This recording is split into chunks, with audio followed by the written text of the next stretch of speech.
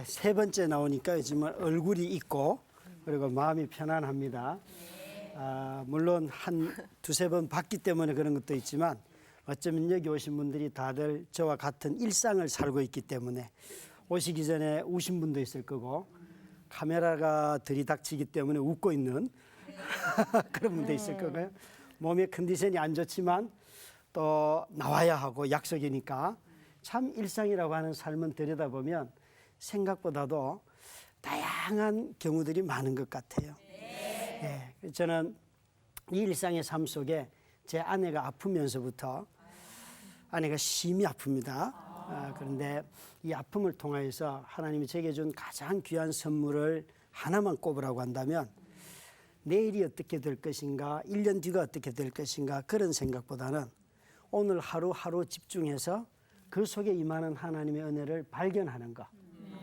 그게 고통을 하루하루 이겨내는 길이었어요. 길이었어요. 그래서 하나님이 제게 주신 것이 참 많은데 우리는 하나님이 항상 좋은 걸 주신다고 생각하잖아요. 그죠? 그럼 예를 들면 아픔은 누가 주시는 거예요? 우린 다 하나님의 주권을 믿기 때문에 제 삶 속에 일어나는 모든 것이 하나님에 의해서 내게 왔잖아요. 그죠? 그러다 보니까 우리가 이전에 생각했던 좋은 것은 결국 내가 원하는 것과 좋은 것은 항상 일치됐는데 실제 아픔을 통해서 알게 되는 것은 아니었구나. 내가 원하는 것이 아니고 정말 하나님이 주고 싶은 게 있다는 것을 하나씩 발견해 가는데 가장 먼저 제 삶의 일상 속으로 들어온 것은 사실은 아픔과 함께 하나님의 말씀이에요. 고통을 당하기 전에도 말씀을 읽고 많이 묵상하고 하지만 그때는 항상 말씀이 제 안에 있는 것이 아니라 제가 원하는 말씀을 뽑는 경향이 참 많아요. 여러분 연말이 되면 말씀 뽑는 카드 있잖아요. 네. 그거 왜 뽑는지 모르겠어요. 왠가 하면 이미 누군가가 재단해서 주는 거잖아요. 한 번은 저희 교회에서 어느 집사님이 음란하지 말며 남편이에요. 남편. 그걸 뽑더니 와서 목사님 나 원래 이 말씀을 뽑았어요. 그래서 나 마누라 잘 사랑하는데 왜 이 말씀을 주셨는지 모르겠대. 그래서 그건 네가 해결하고. 하나님의 말씀이 여러분 정직하고 순전하게 보일 때는 듣게 될 때는 언제인가 하면 우리 영혼이 맑아질 때잖아요. 그런데 저는 아내의 아픔을 통해서 하나님의 말씀을 아주 순전하게 경험하기 시작을 했던 거예요. 여러분 소원이라는 단어가 성경에 많이 나오는데 대부분 소원이라는 단어가 나오면 사람들은 그게 뭘 집어넣는가 하면 자기 소원을 집어넣어요. 빌립보서 2장에도 보면 13절에 너희 안에 소원을 주시는 하나님이 계신다. 소원을 두고 기쁘게 행하신다. 그 소원을 여러분 넣고 싶어요? 우리 미나 자매님? 하나님을 더 사랑할 수 있는 딸이 되게 해달라는 소원. 예, 너무 경건해요. 제가 보니까 이게 MC들은 너무 경건해가지고 도저히 가까이 하기엔 너무 먼 사람들. 솔로몬이 시청률 1위하는 이유가 MC들 때문에. 목사님 솔로몬 덕분에. 여러분 사실 정직하게 우리가 그 소원이라는 단어 안에 뭘 넣고 싶으세요? 저 같으면 저는 아내가 9년째 누워있기 때문에 아내가 벌떡 일어나는 걸 넣고 싶어요. 다 그렇죠? 그런데 그 소원이라는 13절, 2장 13절 앞에 12절에 이미 하나님이 정해줬어요. 구원의 완성을 열망하는 것. 저는요 예전에는 소원 나오면 뭐 로마서 5장 3, 4절도 그래요. 환난은 인내를, 인내는 연단은, 연단은 소망을 이룬다. 여러분 그게 또 넣고 싶어요. 나 지금 환난을 당하고 있고 지금 9년 동안 참았고 그러니까 아내가 벌떡 일어나는 거죠. 그런데요 그 로마서 5장 3절 4절 끝에 가면 11절이 단락의 마지막인데 거기에 뭐라고 되어 있는가 하면 우리가 이미 받은 구원을 이루었을 뿐만 아니라 하나님과 화목한 삶을 기쁘게 산다는 거예요. 그러니까 소망이 뭔가 하면 환난을 통해서 인내를 견디고 인내를 통해서 연단을 받고 연단을 다 받고 난 뒤에 이루어지는 소망이 뭔가 하나님과 함께 화목하며 기쁘게 현재를 사는 거예요. 성경을 이렇게 여러분 보기 시작하면 아마 성경이 별로 좋은 책이 아니에요. 너무 깝깝해지지 않아요? 저는 아내 아픈 걸 통해서 발견한 건 성경은 너무나 인생을 사실적으로 보게 할 뿐만 아니라 순전하다는 거예요. 저는 제일 무서워하는 말이 내 은혜가 내게 족하니라. 이게 여러분 평소 은혜가 족하다 그러면 뭐 건강할 때, 사업이 잘 될 때, 뭐 자녀 입시에서 합격할 때 은혜가 막 그냥 막 되죠. 그런데 저처럼 아내가 누워 있는데 기도하러 갔는데 내 은혜가 족하다. 그러면 이게 낫는다는 소리예요? 안 낫는다는 소리예요? 안 낫는다. 그럼 뭔 은혜가 족한 거예요? 바울은 이렇게 말했어요. 자기 자신에게 육체의 가시가 있는데 단 3번 기도했어요. 3번 기도했더니만 하나님 응답을 주시기를 내가 너한테 준 은혜가 족하다. 우린 다 기도 배울 때 끝장날 때까지 기도하라고 배웠어요. 예, 끝장날 때까지 기도해봐요. 여러분 성질이 끝장날 거예요. 나무 뿌리 뽑고 오라고 막 예, 그러잖아요. 나무 뿌리. 예, 나무 뿌리가 끝장나는 게 아니고 여러분이 인생이 끝장날 거예요 아마.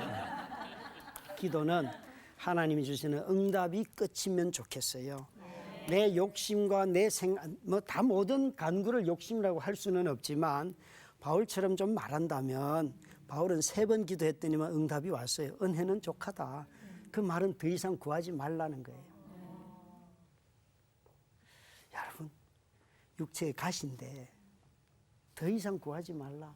그거 있어도 너 선교사로서 내가 쓰는 종으로서 아무 부족함이 없고 오히려 하나님 말씀하신 대로 하면 연약할 때 강하다.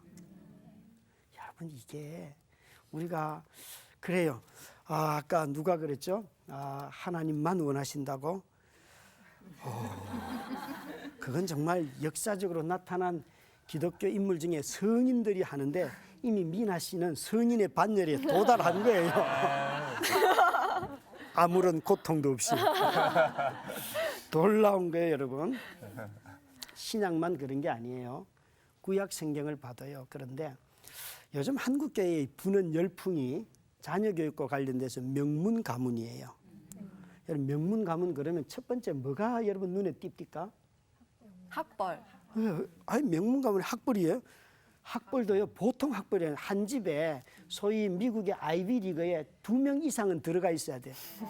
1명 가지고는 안 되는 것 같아요. 나와서 얘기하시는 분들 보면 아이비리그에 최소한 2~3명 들어가 있어야 되고 또 믿음도 좋아야 되고 그러면서 여러분 믿음의 명문 가문 되십시오 그러면서 성경 인물 중에 누구를 말해요? 바울. 바울. 또 바울은 뭐 사람들이 결혼을 안 했을 수도 있다 그런 얘기를 하는데 뭘 가문을 이뤘는지는 모르겠어요. 또 누구? 명문 가문 그러면. 여러분 이런 거 안 들어봤어요? 솔로몬, 아브라함 얘기 참 많이 하죠. 네, 맞아요. 여러분 솔로몬은 자문을 썼지만 자식 농사는 망친 사람 아닙니까? 그죠? 후회하면서 쓴 거예요. 말하자면 자기 자식 다 망쳐가지고 자기가 망쳤기 때문에 나라가 두쪽 난 거 아니에요, 그죠? 부로 말하면 솔로몬이 최고예요. 그러나 경건으로 말하면 항상 성경은 다윗이에요. 인물로 말한다면 아마 사울이 제일 멋있었겠죠. 그런데 놀랍게도 다윗이에요, 다윗. 그런데 저는 사람들이 아브라함이 명문 가문이래요. 도대체 뭐를 명문으로 말할까? 제가 하나의 아브라함의 명문 가문을 한번 얘기하겠습니다. 자식 하나 얻는데 25년 걸려요. 명문이 될 소지가 당분이 많죠. 그런데 그 아들 이삭도 자식 얻는데 20년 걸려요. 이 가정은 여러분 부림 내지는 있잖아요. 난산 아니면은 애 얻는데 아주 역사와 전통이 있어요. 여러분 여기 시어머니들 며느리가 애 하나 얻는데 15년 뭐 이렇게 걸리면 아들한테 야야 뭐 며느리 바꿔라 이 말 하고 싶어요? 안 하고 싶어요? 하고 싶죠. 갈리네요 보니까. 그런데 친묵인 분들은 다 동의하는 거예요. 바꾸고 싶다예요. 차마 입으로 말을 못하고. 여러분 아브라함은요 애 하나 얻는데 그거 뭐예요 그게? 그럼 여러분 야곱은 속이는 사람이에요? 속는 사람이에요? 속이는. 둘 다. 제가 이렇게 질문을 하면 아주 심오한 뜻이 있다는 거죠. 뭘 속였어요? 장자권을. 팥죽은 거래를 잘 한 거죠. 만약에 팥죽을 안 주고 만약에 사냥 갔다 온 형에게 했다면 장자권을 샀다면 그건 속이는 거예요. 그건 형이 멍청한 거예요. 그렇죠? 주고 받았으니까. 그런데 정말 속이는 거는 아버지가 축복할 때 내 이름이 에서냐 맏아들 에서가 맞냐? 아, 이상하다. 목소리는 야곱이고 옷은 에서고 내가 헷갈린다. 에서가 맞냐? 맞습니다 아버지. 그러면서 자기를 숨겼잖아요. 그가 속이는 사실은 하이라이트의 끝인 것 같고요. 라반을 만났을 때는 속였어요. 속임을 당했어요. 죽임을 당했죠. 그게 거의 20년에 가까운 시간이죠. 그러면 그 아들이 12이 있었는데 11명이 똘똘 뭉쳐서 속였어요 아빠를, 아니면 아빠가 자녀들을 속였어요. 자녀들이 아빠를 속였죠. 그 시간만 해도요 거의 23년이 돼요. 나중에 요셉을 만날 때까지가. 그러면 야곱의 인생은 속인 거예요, 속임을 당한 거예요? 속임을 당한. 저는요 고통을 당하면서 성경을 보는 눈이 달라졌어요. 저는 야곱을 볼 때마다 참 안타까운 게 야복 강변에서 하나님과 씨름해서 하나님의 얼굴을 만나서 야복 강변의 이름을 브니엘로 바꾸잖아요. 그런데 보통 그런 하나님의 얼굴을 만나면 여러분 기대하는 게 뭔가 하면 앓던 병이 낫는 거예요. 그렇죠? 근데 야곱은요 기도하고 난 뒤에 새벽에 나올 때 환도뼈를 맞아가지고 다리를 절며 나오죠. 이게 병이 없이 들어가가지고 병 가지고 나오는 거거든요. 기도했는데 암을 얻어요. 아, 이게 감당이 되세요? 야곱의 인생에는 장자권을 속여서 얻었는지는 몰라도 집을 떠나야 해요. 그렇잖아요. 자기가 가서 가족을 얻으면서 라반의 외삼촌 집에서 살지만 거기서 엄청나게 또 계약을 바꾸는 고통을 당하게 되죠. 자식들이 많아지고 총리가 되었지만 실제로는 그 자식들한테 그 생애의 후반부에 속임을 당하며 산 거예요. 자식들한테 속는 부모가 많지 않은데 이 집 애들은 어떻게 된 게 11명이 똘똘 뭉쳐서 이런 형제 우애가 없어요, 여러분. 놀랍지 않아요? 그러니까 저는 아내가 아프면서 성경을 이렇게 들여다보면서 아, 내가 내 잘못된 눈으로 성경을 보고 있구나. 그걸 많이 깨닫게 되었어요. 그러면서 하나님의 말씀은 틀림이 없어요. 그런데도 불구하고 우리가 너무 많은 경우에 우리가 하고 싶은 걸 다 투영해가지고 성경을 읽으니까 하나님을 못 만나는 거예요. 하나님을 못 만나는 거죠. 가끔 이런 상상을 합니다. 예수님이 금식 기도를 하셨는데 3번이나 사단이 나타나서 돌을 떡덩이 되게 하라 처음 했죠.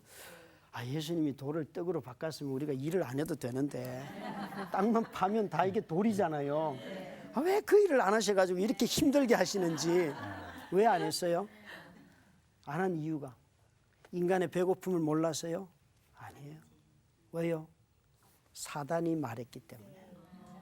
하나님이 말씀하셨다면 예수님은요 정말 물고기와 보리떡 가지고 얼마든지 5,000명을 먹이고도 남을 만큼의 음식을 만드시지만 사단이 말하는 것은 그것이 아무리 인간을 유익하게 한다고 할지라도 하지 않는 거예요.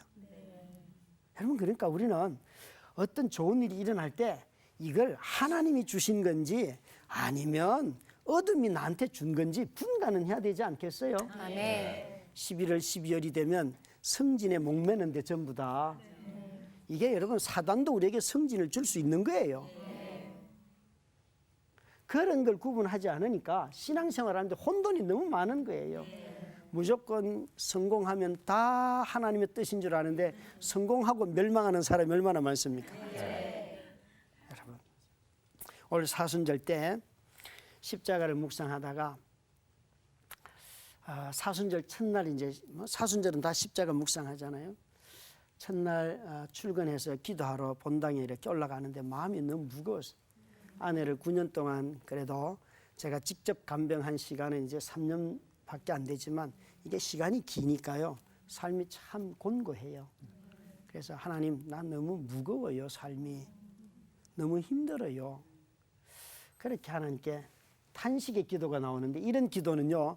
이게 무릎을 뭐 꿇고 정자세를 해가지고 나오는 게 아니에요. 그냥 십자가 보는 순간 나 힘들다니까요. 이런 게 그냥 속에서 속울음이라는 거 있잖아요. 말도 필요 없어요. 이건 보는 순간 나 힘들어요. 속삭이지만 마음은 엄청 우는 거예요. 십자가를 보는데 아무 말씀을 안 하시는 거예요. 제가 앞 두 번의 강의에서 말씀드렸지만 내가 어려운 질문하면 하나님은 대답을 하신다 안 하신다? 다 귀로 듣고 마음으로 생각하시지만 입이 무거워가지고 침묵하시는 하나님. 제가 경험한 하나님이에요. 하나님 입이 얼마나 무거운지 몰라요. 아무 말씀을 안 하시는데 그날은 제가 화가 너무 나가지고 아니 사람이 힘들다 그러면 말이라도 해봐요 말이죠. 그랬더니만 말씀을 하시더라고요. 병년아 이렇게 온 게 아니고 마음속에 머리에 로마서 8장 31절부터 39절을 떠올리게 했어요. 성령님은 제가 하나님께 말 좀 해봐요 그랬더니만 진짜 말씀을 하신 거예요. 그래서 성경을 이렇게 펴서 쭉 읽는데 로마서 8장 32절 여러분들이 좋아하는 구절이에요. 아들을 아끼지 아니하시고 내어주시니가 어찌 그 아들과 함께 우리에게 옛날 성경이 이렇게 돼 있어요. 모든 것을 은사로 주시지 않겠느냐. 여러분 이 성경 읽을 때 여러분 은사 안에 뭘 집어넣으세요? 아들까지 주셨는데 이제 내가 달라는 것에 자유함이 생겼어요. 아들까지 주면서 우리를 사랑하는데 뭐 결혼 배우자부터 시작해서 그죠?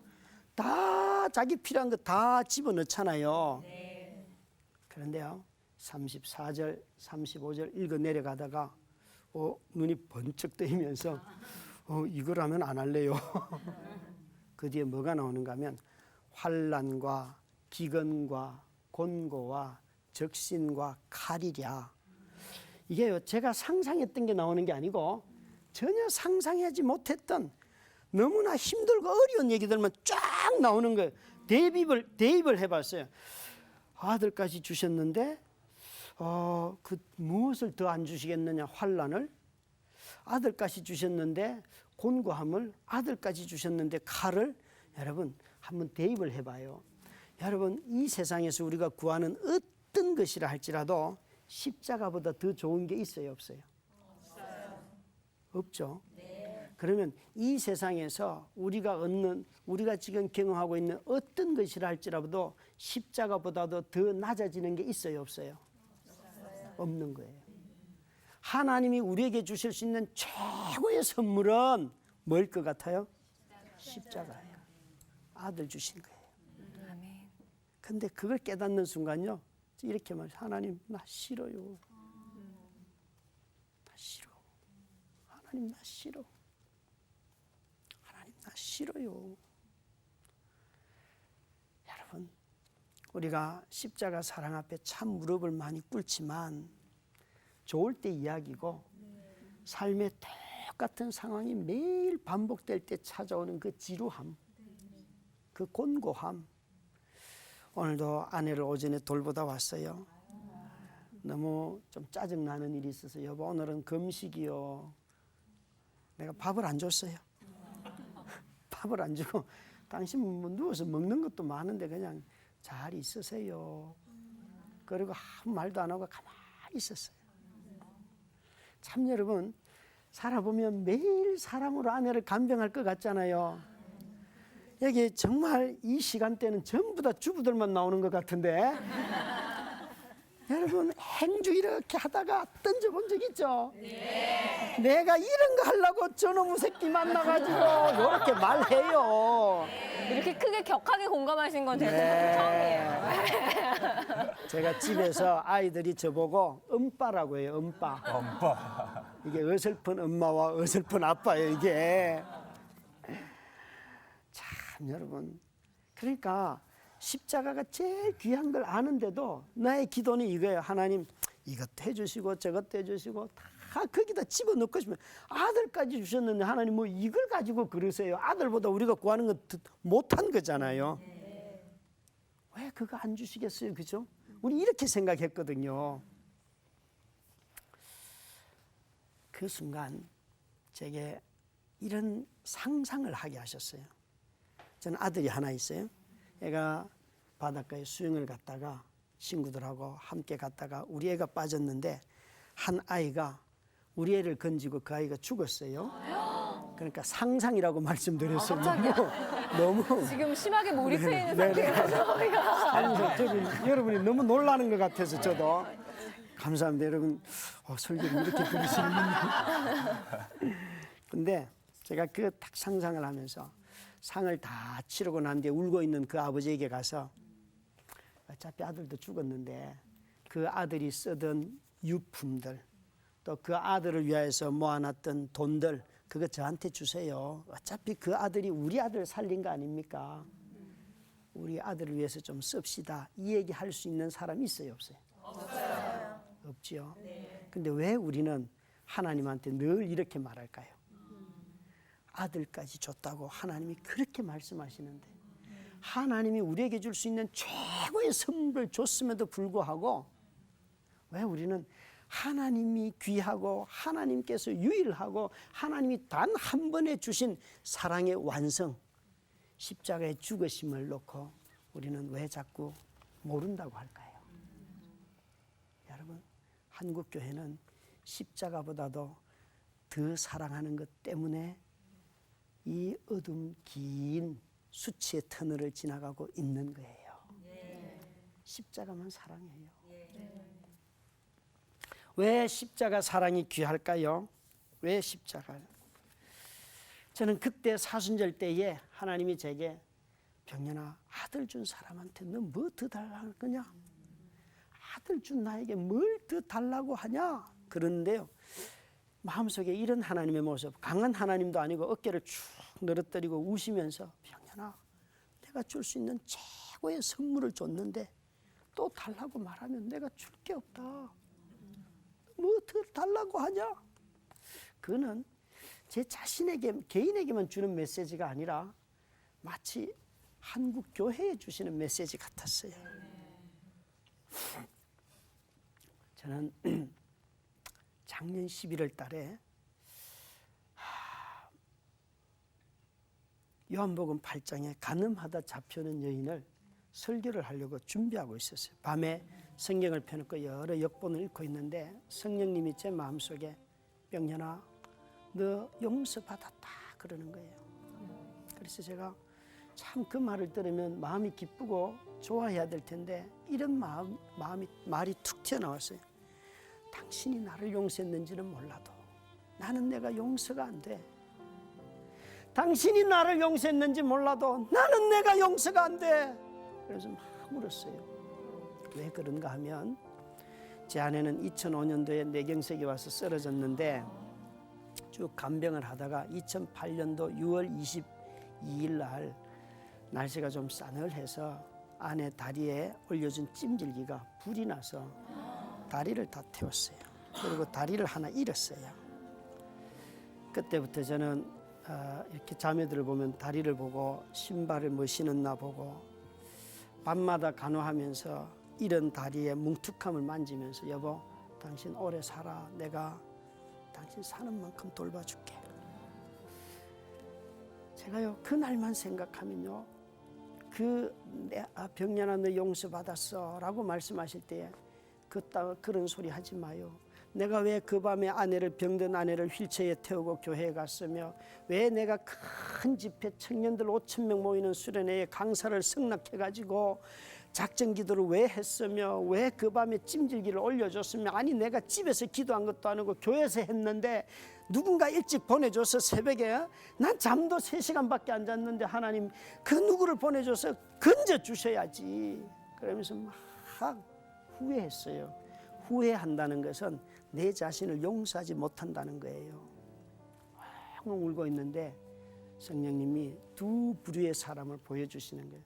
한 사람은 간음하다가 잡혀온 여인, 도망도 못 가고 예수님 앞에 엎드려 있는 여인은 용서를 받고 간음하는 여자를 데리고 왔어요. 참 이 세상은 폭력적인 세상은요. 간음은 여자 혼자 합니까?